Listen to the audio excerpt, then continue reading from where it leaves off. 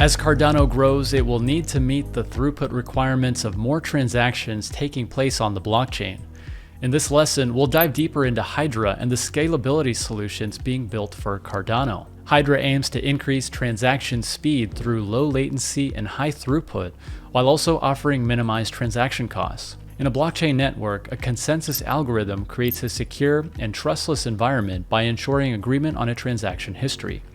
Cardano uses Ouroboros, an efficient proof-of-stake consensus algorithm, for this very purpose. But Cardano also, just like any permissionless blockchain, faces challenges when trying to scale to achieve the throughput required to support applications in the real world. Things such as payment, identification, game, or mobile services. After all, the blockchain needs to reach global consensus on each and every transaction. Hydra Head is the first protocol of the Hydra family of protocols, which embodies the foundation for more advanced deployment scenarios relying on isomorphic multi-party state channels. Each Hydra head works as an off-chain mini ledger shared between a small group of participants. Developers can use Hydra heads to add specialized complex protocols on top of Cardano. It is also important to make a point about transactions per second, or TPS, too often rather clumsily used as the sole measure of success when it comes to scalability. Some people tend to rate a network on the basis of its maximum throughput measured in TPS.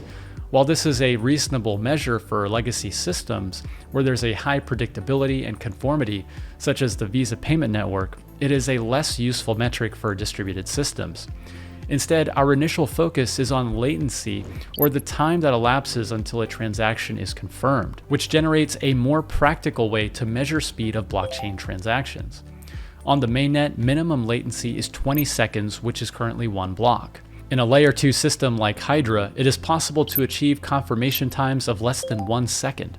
Terms like 1 million TPS have even been used before. It's a bold number, and while this remains to be an aspirational target, the ultimate goal of any system is the flexibility to grow capability with demand. Throughput measured in TPS per Hydra head is secondary, and mostly limited by the available hardware. In principle, by adding increasing number of Hydra heads to the system, arbitrarily high throughput can be achieved by the system as a whole. As we learned about when discussing the blockchain trilemma, the increase in throughput of any distributed system does come with trade-offs. With the increase in the number of parallel state channels, the blockchain comes into contact with more Byzantine actors as well as bad apples. Luckily, Cardano has developed many features of the protocol, such as peer-to-peer and Ouroboros Genesis, which ensures that the main chain always has a recovery procedure. Hydra replicates the main chain's functionality while minimizing friction for users, but still allows the flexibility of having a different fee or cost structure and timing constraints on the layer 2.